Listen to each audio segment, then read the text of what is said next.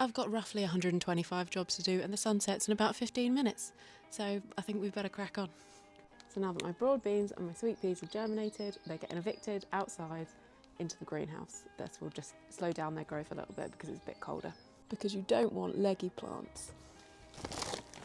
I just found these bleeding hearts and Astilbe bare roots in the supermarket, so I need to pot them up so that they can start shooting. The bleeding hearts already had shoots on, but the Astilbe were a little bit harder to figure out which way was up, but basically roots point down and shoots go up. So I need to trim back a load of these pots. They're super messy at the moment, just loads of dead annuals from last year. But underneath, you might see that we've got some ranunculus under there.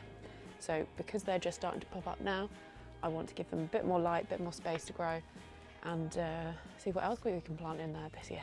I also topped up with more compost to enrich the soil. I tried to unsuccessfully stake this tree last week with some very flimsy bamboo canes, and we've had a few wins, so I'm going to have to fix it again. Last thing I'm going to do is top up the bird feeder, because the birds need to eat too. That was in fact not the last thing I did, because I decided to also sow some pak choi and snapdragon seeds. Remember, snapdragons need light to germinate, so they don't get covered in soil. And that's it for now. Tomorrow I'll have to bring the head torch, I think.